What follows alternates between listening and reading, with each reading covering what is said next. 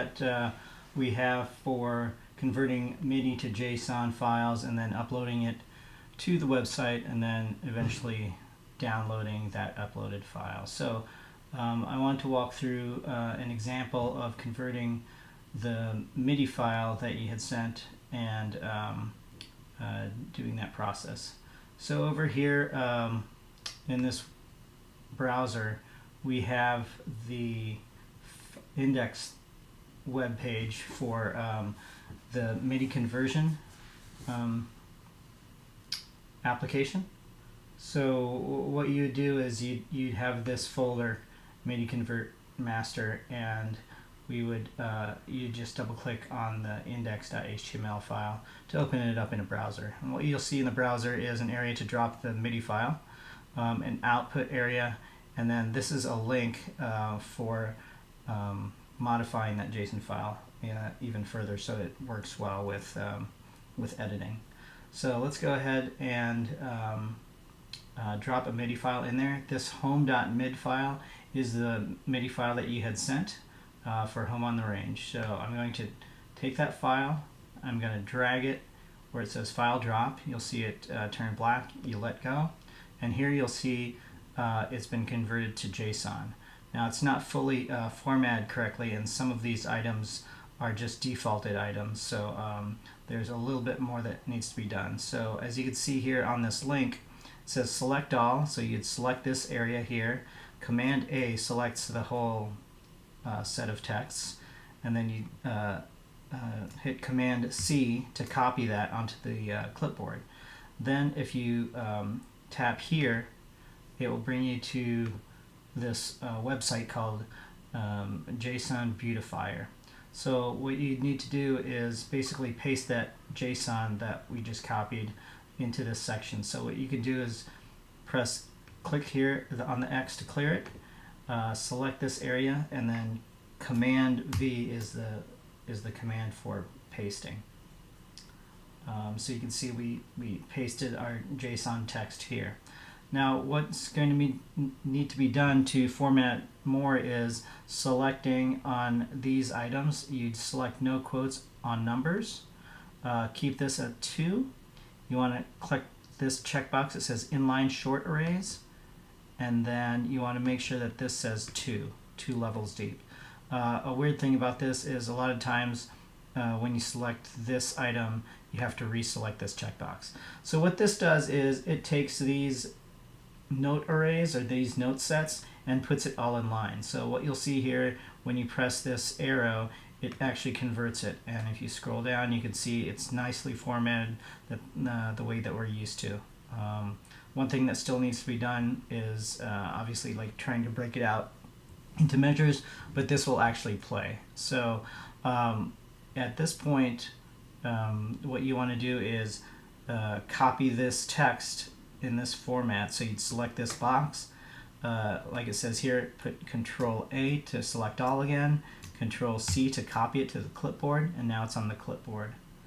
Then you want to go back onto your computer from the browser and add it to a new file. So I like using Sublime Text, so that's a good editor here. What you do is you create a new file and you'd Command V, and that will paste what was in this web browser onto into the JSON, into the text editor. One thing that I do with Sublime Text to see the colors, etc., is if you go down to the right here, you hit on plain text and you can format this file type. So I usually move it to JavaScript and JSON so you can see different colors, etc. So here you can see this is a working file that will actually play if it's uploaded into the app. So a couple things that we do here is change the items that say TBD and potentially this duration, and also fill in the key. So I'm just going to change this to Home on the Range. You could also put that as the file name. the author, we could leave those filled in. The thing with the app is these items have to have a value. They can't be blank, so that's why it has TBD in there. Duration, 1 minute is probably fine, but if you know the exact one, you could fill it in here. It has to be in this format. That's another thing that I still need to do, converting the time in seconds into this format. So I think this was like 1 minute and 6 seconds, so that's what that would look like. Here you could add the level and sub-level. I've defaulted it to 1 and 0. You could add those in as needed. If there is a backtrack, you'd fill it in here, kind of going over that. That has to be on the website as well as having it in OGG format, and you'd need to have the name reflected in there. So if this had a backtrack, let's say it was Home on the Range as well, you'd put it in this format, and that tells the app that to look for this file. Okay. Right now I'm going to undo that just so it doesn't look for a file and give an error. Another thing here, if you want, you could put the key. That's just other information. But here is, you can see it's all the notes, and there's calculations to make sure it was either to round to the nearest third or to the nearest quarter or half here. So we can kind of go over that as we get more MIDI files to process. But anyway, here this is pretty much formatted that that can be used by the app. So what I'm going to do here, I'm going to save this file, save as. You'll see it's a JSON file, and here I'm just going to call it what we had called it there, Home on the Range. Oops, Home on the Range.json file. So I'm just saving this to a folder on my desktop. There we go. So that file is ready to go, and so that's that JSON is ready to be processed. Another thing that we have to do is edit the catalog. So that's why I had it over here, and I'll show you what needs to be done here. What I've done is I've taken the current catalog and commented out all the songs that aren't converted yet, and it currently only has 1, 2, 3, 4 songs, all the songs that start with A. So those are already uploaded to the website and can be downloaded into the app. So what we'll do here is I'll kind of show an example of how to add a new one. So I'm going to just uncomment this section that used to be Deck the Halls, and we'll just replace it with the Home on the Range information. So the name that you want to show up on the catalog is Home on the Range. You have to get the same GUID, and so that's this item here.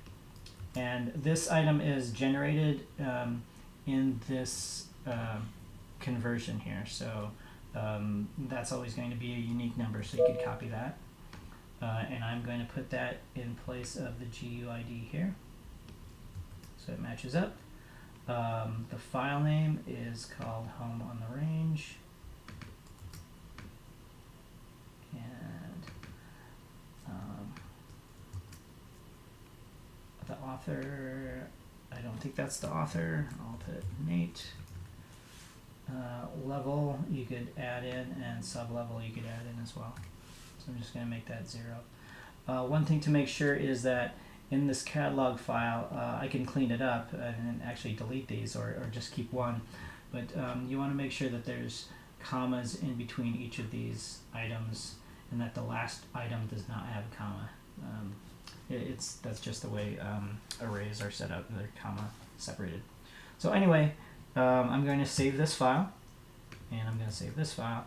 So the JSON, the catalog JSON file, and the Home on the Range JSON file are ready to be uploaded. Another thing that is new is on the website I downloaded another plugin. So this plugin is called WP File Manager. The way I got here was logged in as you, and you can see this dashboard with all the other items. But if you need information on how to get here, I could show you. But anyway, you just go down here and select WP File Manager, and the folder where all the songs are is located under public HTML.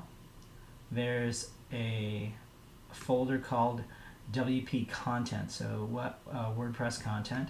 Under there is the folder called game song files, and here's where we have the catalog files, all the JSON songs, and also the media files. Okay, as you can see, we have those 4 songs here, and what we're going to do is upload the home on the range JSON file. So I'm going to take it here, and one thing you can do is click on this button. If you hover over it, you can see it says upload files. So I'm going to click upload files. This drag and drop doesn't work with Safari, which I'm in, but it works with Chrome. But I'm just going to select the files to upload, and it pulls up this dialog box, and you can find your full JSON file that you saved. I have a folder called Opian songs that it opened up to, so I'm going to select actually 2 of them: the home on the range JSON file and the new catalog file that is uploaded, or that is updated with the home on the range JSON. So what I can do is click Shift and select both of those at the same time. I'm going to select choose, and it's going to ask if I want to replace the catalog.json file, and I'm going to say yes. You only want one catalog.json file because that's what the app is searching for. So I'm going to say yes. It's uploading, and now we have the 2 new files that have been modified, the catalog JSON file and the home on the range file. So now this is ready to be downloaded into the app, and so we'll show that next. Right now I have the a build which I'll be sending to you as well. So if you double tap that build file, it will open up the app. Oops, it's on the wrong one. So here's the app now that is hooked up to look for these look for this catalog JSON file, which reads these other files. And as you'll see, you click begin, click level 1, and here we have the 4 songs that were previously there. And if we tap update, we should see home on the range show up. Oops, I'll clear that. Sometimes those errors might show up, but I'll click update again. Oh, there we go. I'm not sure what these files are. I think it might be looking for a file that's not there. So I'll clear that out. But here's the new JSON file that we had uploaded. It's now showing up in the catalog. So if you click home on the range and click select, oops, I'll clear that out.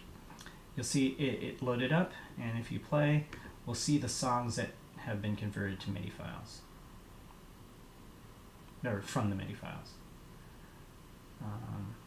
And I tried this out. It seems to work correctly. There isn't a backtrack, so it's hard to tell how well aligned these are, but they seem to be all right. At least the notes seem to line up correctly. As far as timing, probably pretty close, and also the numbering. So I'll click stop and back. And so that is pretty much it. So hopefully that gave you an overview of what's been going on. I will try to get some of this documented, but I just wanted to get this out to you to be able to walk through. Okay, I will talk to you soon. Bye.